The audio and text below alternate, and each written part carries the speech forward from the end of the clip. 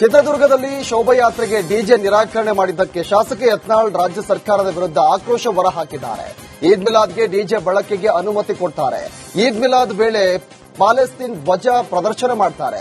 ಇದಕ್ಕೆಲ್ಲ ರಾಜ್ಯ ಸರ್ಕಾರ ಅನುಮತಿ ಕೊಡ್ತಾರೆ. ಆದರೆ ಶೋಭಾಯಾತ್ರೆ ವೇಳೆ ಡಿಜೆಗೆ ಅನುಮತಿ ಇಲ್ಲ. ಹೀಗಾಗಿ ರಾಜ್ಯದಲ್ಲಿ ಹಿಂದೂಗಳಿಗೆ ಕಾಂಗ್ರೆಸ್ ಸರ್ಕಾರ ರಕ್ಷಣೆ ಕೊಡ್ತಿಲ್ಲ ಅಂತ ಚಿತ್ರದುರ್ಗದಲ್ಲಿ ಶಾಸಕ ಯತ್ನಾಳ್ ವಾಗ್ದಾಳಿ ನಡೆಸಿದರು. ರಾಜ್ಯದಲ್ಲಿ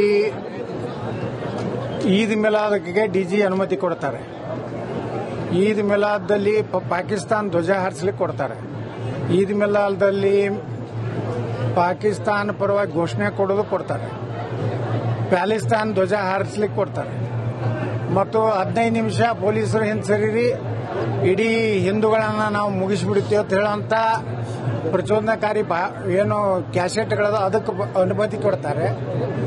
ಆದರೆ 5 ಸಲ ದಿವಸಕ್ಕೆ ಸುಪ್ರೀಂ ಕೋರ್ಟಿನ ಆದೇಶ ಇದ್ರೂ ಸಹ ಇಷ್ಟೇ ಡಿಸಿಮೆಲ್ ಅದರ ಒಂದು ಧ್ವನಿ ಇರಬೇಕಂತಿದ್ರು ಸಹ ಡೈಲಿ ಯಾವುದೇ ಪರ್ಮಿಷನ್ ಇಲ್ಲ, 5 ಸಲ ಅವರು ಒದರ್ತಾರೆ.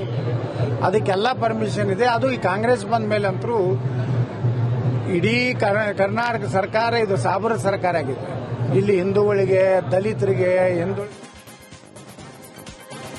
ಮುಂದಿನ ಜನ್ಮದಲ್ಲಿ ಮುಸ್ಲಿಂ ಆಗಿ ಹುಟ್ಟುವೆ ಎಂದಿದ್ದ ಭದ್ರಾವತಿ ಕಾಂಗ್ರೆಸ್ನ ಶಾಸಕ ಬಿಕೆ ಸಂಗಮೇಶ್ ವಿರುದ್ಧ ಶಾಸಕ ಯತ್ನಾಳ್ ಚಿತ್ರದುರ್ಗದಲ್ಲಿ ಕಿಡಿಕಾರಿದ್ದಾರೆ.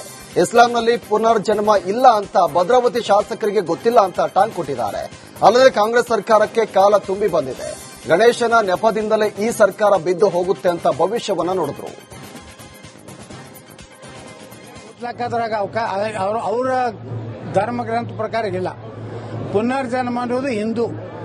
ಅದಕ್ಕೆ ಅಷ್ಟು ನಿಮಗೆ ಮುಸ್ಲಿಂ ಆಗ್ಬೇಕನ್ನೋಂತ ಒಂದು ಉತ್ಸುಕತೆ ಇದ್ರೆ ಒಬ್ಬ ಅವನೋ ಮೌಲಿ ಒಬ್ಬ ಹೇಳಲ್ಲ, ಬಂದ್ಬಿಡು ಮಸೂದಿಗೆ ಕಲ್ಮಾ ಓದ್ಬಿಡು ನೀನು ಸಾಬ್ ಮಾಡ್ಕೋತೀನಿ ಅಂತೇಳಿ. ಇಷ್ಟು ನಾಲಾಯಕರಾಗ್ಯಾರ ಇವರು. ಮುಸ್ಲಿಂ ಓಟ್ ಹತ್ತಿರದಿಂದ ಬಂದಾನ ಭದ್ರಾವತಿಯಲ್ಲಿ. ಸಿದ್ದರಾಮಯ್ಯ ಹೇಳ್ತಾರೆ, ಮುಂದಿನ ಜನ್ಮ ಏನಾದ್ರೂ ಇದ್ರೆ ನಾನು ಮುಸಲ್ಮಾನನಾಗ್ತೀನಿ. ಇದೇ ಸಿದ್ದರಾಮಯ್ಯ ಕೇಳಕ್ ಬಯಸ್ತಾ ಇದ್ದೀನಿ.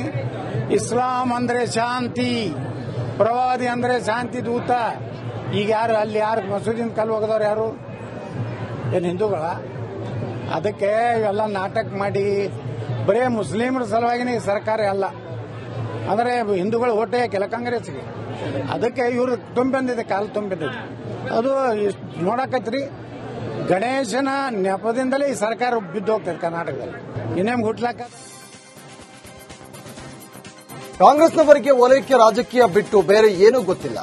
ಮತಕ್ಕಾಗಿ ಏನ್ ಬೇಕಾದ್ರೂ ಹೇಳ್ತಾರೆ, ಮತಕ್ಕೆ ಏನ್ ಬೇಕಾದ್ರೂ ಮಾಡ್ತಾರೆ ಅಂತ ಸಂಸದ ಬಸವರಾಜ ಬೊಮ್ಮಾಯಿ ರಾಜ್ಯ ಸರ್ಕಾರದ ವಿರುದ್ಧ ಹರಿಹಾಯ್ದರು. ಇನ್ನು ಭದ್ರಾವತಿ ಶಾಸಕ ಸಂಗಮೇಶ್ಗೆ ಈಗಲೂ ಅವಕಾಶ ಇದೆ, ದಯವಿಟ್ಟು ಮುಸ್ಲಿಂಗೆ ಮತಾಂತರ ಆಗಲಿ ಅಂತ ವಾಗ್ದಾಳಿ ನಡೆಸಿದ್ರು. ಮತಕ್ಕಾಗಿ ಏನ್ ಬೇಕಾದ್ರೂ ಹೇಳ್ತಾರ್ರಿ. ಮತಕ್ಕಾಗಿ ಏನ್ ಬೇಕಾದ್ರೂ ಸುಳ್ಳು ಸೊಟ್ಟು ಜನರ ಭಾವನೆಗಳಿಗೆ ಧಕ್ಕೆ ಆಗುತ್ತೆ, ತಮ್ಮ ಗೌರವ ಕಮ್ಮಿ ಆಗುತ್ತೆ ಅಂದ್ರೂ ಚಿಂತಿಲ್ಲ. ಮತ ಬೇಕು ಅವ್ರಿಗೆ. ಮತಕ್ಕಾಗಿ ಏನ್ ಬೇಕಾದ್ ಮಾಡ್ತಾರೆ. ಒಂದು ರೀತಿಯಲ್ಲಿ ಅವರು ಓಲೈಕೆ ರಾಜಕಾರಣದ ಒಂದು ಮಿತಿಯನ್ನು ದಾಟಿ ಇವತ್ತು ಆ ಯಾರು ಓಲೈಕೆ ಮಾಡ್ತಾರೆ ಆ ವರ್ಗದ ಜನರ ಕೈಗೊಂಬೆಯಾಗಿ ಕೆಲಸ ಮಾಡ್ತಾರೆ. ಸಂಗಮೇಶ್ ಅವರು ನಮ್ಮ ಬಿಜೆಪಿ ನಾಯಕರು ಕೂಡ ಅದನ್ನ ಹೇಳಿದ್ದಾರೆ. ಅಲ್ಲಿ ಈಗಾದ್ರೂ ಅವ್ರಿಗೆ ಅವಕಾಶ ಇದೆ ಹೋಗೋದಕ್ಕೆ. ಅವ್ರು ದಯವಿಟ್ಟು ಹೋಗ್ಬೋದು, ಆಗ್ಬಿಡ್ಲಿ.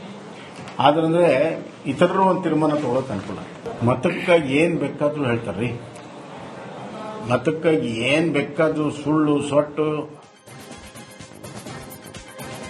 ಆರ್ಸಿಬಿ ವಿಜಯೋತ್ಸವ ವೇಳೆ ನಡೆದಂತ ಕಾಲ್ತುಳಿತ ಬಗ್ಗೆ ಸದನದಲ್ಲಿ ವಿಜಯೇಂದ್ರ ಮಾತನಾಡಲೇ ಇಲ್ಲ. ಆರ್ ಅಶೋಕ್ ಸರ್ಕಾರದ ವೈಫಲ್ಯಗಳನ್ನು ಎತ್ತಿ ಹಿಡಿಯಲಿಲ್ಲ ಅಂತ ಶಾಸಕ ಯತ್ನಾಳ್ ಚಿತ್ರದುರ್ಗದಲ್ಲಿ ಹೇಳಿದ್ರು. ಇನ್ನು ಘಟನೆ ಬಳಿಕ ಪೊಲೀಸ್ ಕಮಿಷನರ್ ದಯಾನಂದ್ರನ್ನ ಸರ್ಕಾರ ಸಸ್ಪೆಂಡ್ ಮಾಡಿತ್ತು. ಕರ್ನಾಟಕದಲ್ಲಿ ಮೊಘಲರ ದರ್ಬಾರ್ ನಡೆದಿದೆ ಅಂತ ಯತ್ನಾಳ್ ಹರಿಹಾಯ್ದ್ರು. ಕ್ರಿಕೆಟ್ ಆರ್ಸಿಬಿ ವಿಜಯೇಂದ್ರ ವಿಧಾನಸಭೆಯಲ್ಲಿ ಮಾತಾಡಲೇ ಇಲ್ಲ. ಆರ್ಸಿಬಿ ಚರ್ಚೆ ನಡೆದ್ರೆ ಹೊರಗೆ ಕೂತ.